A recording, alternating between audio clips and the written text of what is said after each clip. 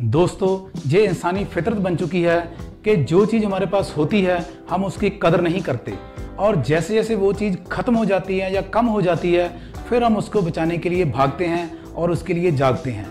ऐसा ही कुछ हुआ है स्पैरोज़ के साथ। जब चिड़िया, स्पैरोज़ या गौरैया हमारे पास थी तब हमने उनकी तरफ ध्यान नहीं दिया, और जैसे ही उनकी पॉपुलेशन काफ़ी डिक्लाइन हो गई, कम हो गई, तो हमने स्पैरो कंजर्वेशन के काफ़ी प्रोजेक्ट शुरू कर दिए, काफ़ी फाइनेंसेस मैनेज कर दिए और कंजर्वेशन के ऊपर बहुत बात करने लगे। लेकिन आज मैं बात स्पैरो की नहीं बल्कि उनके बिल्कुल नियरेस्ट रिलेटिव यानी क्रो की करने वाला हूँ। दोस्तों, अगर आप जानना चाहते हो कि क्रोज हमारे लिए कैसे इंपॉर्टेंट है, कौवे हमारे लिए कैसे इंपॉर्टेंट है, तो बने रहिए मेरे साथ वीडियो के अंत तक। स्वागत करता हूं आपका हमारे चैनल दिमाग खोल पर। यहां हम टाइम टू टाइम माइंड को डेवलप करने की और नेचर से रिलेटेड ऑथेंटिक एंड साइंटिफिक जानकारी आपको प्रदान करते हैं। अगर आपने हमारा चैनल सब्सक्राइब कर लिया है तो धन्यवाद। अगर अभी तक आपने चैनल सब्सक्राइब नहीं किया है तो इसे कृपया सब्सक्राइब कर लीजिए, क्योंकि जब भी हम नई वीडियो लेकर आए उसका नोटिफिकेशन आप तक पहुंच जाए। तो हम बात कर रहे थे कि कौवे यानी क्रोज हमारे लिए क्यों इंपॉर्टेंट हैं।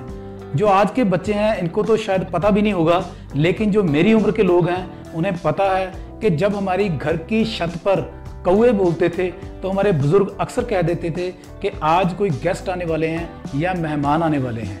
दोस्तों, ऐसे ही क्रोज की यानी कौवों की हमारे कल्चर में भी काफ़ी बड़ा स्थान रहा है। हमारी लोक गाथाओं में कौवों का काफ़ी जिक्र हुआ है। चलिए सबसे पहले बात करते हैं इनके दिमाग की। तो इनके दिमाग का जो साइज़ है इनके बॉडी वेट के हिसाब से ज़्यादा होता है, सभी पक्षियों से ज़्यादा होता है। तो इसका मतलब है कि ये बाकी पक्षियों से ज़्यादा इंटेलिजेंट होते हैं।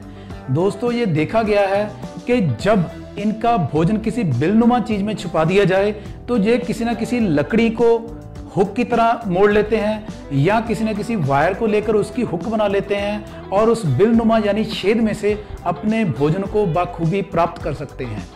ऐसी ही एक रिसर्च जो BBC वाइल्ड लाइफ में प्रकाशित हुई, कॉपीराइट की वजह से मैं उसका लिंक यहाँ पर नहीं दे रहा हूँ बल्कि उसके वीडियो का जो लिंक है मैं डिस्क्रिप्शन में दे दूंगा।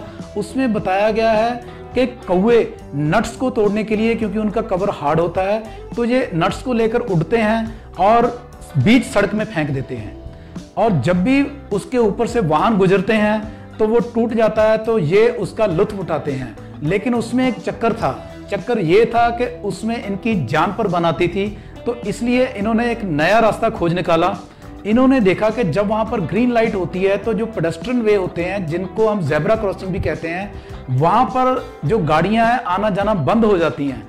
तो भाई इनका दिमाग तो वाकई काबिले तारीफ है। इन्होंने उस नट को पकड़कर उस ज़ेब्रा क्रॉसिंग के ऊपर फेंकना शुरू कर दिया, और जैसे गाड़ियाँ निकलती वो नट टूट जाता, और जब दोबारा से रेड लाइट होती ज़ेब्रा क्रॉसिंग पर गाड़ियाँ रुक जाती और ये आराम से जाकर अपनी पेट पूजा उन नट से कर पाते। तो दोस्तों, है ना ये हैरानी की बात। इसके अलावा पक्षी हमें 4 तरह की सर्विसेज प्रोवाइड करते हैं। पहली है प्रोविजनिंग सर्विसेज, जिसमें जो हमें भोजन मुहैया करवाते हैं। दूसरी है रेगुलेटिंग सर्विसेज, जिसमें जो साफ सफाई का काम करते हैं। तीसरी है सपोर्टिंग सर्विसेज, जिसमें जो ह्यूमन बीइंग को सपोर्ट करते हैं। और चौथी है दोस्तों कल्चरल सर्विसेज। अगर मैं क्रोज की बात करूं तो 20% इनकी कल्चरल इंपॉर्टेंस है और 80% ये रेगुलेटिंग सर्विसेज प्रोवाइड करते हैं। अब ये रेगुलेटिंग सर्विसेज क्या है? दोस्तों, आपने देखा होगा कि रोड एक्सीडेंट में बहुत से जानवर, बहुत से कीट पतंगे, बहुत से पक्षी मारे जाते हैं।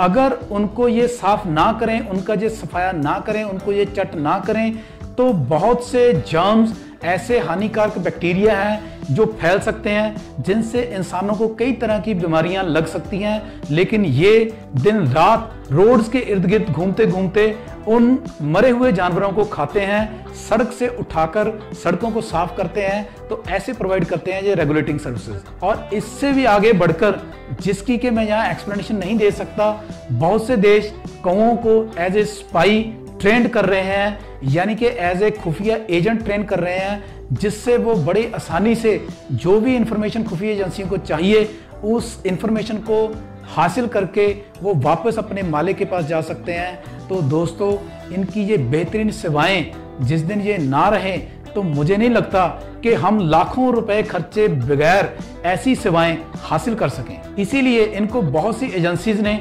इकोसिस्टम इंजीनियर्स का टैग भी दे रखा है। दोस्तों, क्रोज के बारे में एक और इम्पॉर्टेंट जानकारी आपसे शेयर करके मैं आपसे विदा लूंगा। क्रोज पूरी जिंदगी एक ही जीवन साथी के साथ व्यतीत करते हैं और आपने देखा होगा कि जब भी इनको कोई खाने की चीज मिलती है तो ये आवाजें लगाकर अपने पूरे झुंड को इकट्ठा कर लेते हैं। वो झुंड कोई और नहीं बल्कि इनका अपना परिवार ही होता है। तो दोस्तों ऐसे ही क्रोज के ऊपर बहुत सी इंपॉर्टेंट जानकारी है, लेकिन समय इजाजत नहीं देता। यहाँ ये जानकारियां आपको देने का सिर्फ और सिर्फ एक ही तात्पर्य है कि हम लोग पक्षियों की तरफ संवेदनशील हो पाएं, हम उनको बचाने के लिए एक स्टेप और आगे बढ़ पाएं। उम्मीद करता हूं आपको ये जानकारी पसंद आई होगी। अगर आपको ये जानकारी अच्छी लगी तो कमेंट करके जरूर बताइएगा और साथ के साथ इस जानकारी को इस वीडियो के थ्रू जरूर अपने साथियों के साथ शेयर करिएगा, ताकि और लोग भी पक्षियों के संरक्षण की तरफ मोटिवेट हो पाएं। आज के लिए बस इतना ही। ऐसे ही इंपॉर्टेंट वीडियोस लेकर मैं आपके पास फिर आऊंगा। तब तक के लिए धन्यवाद।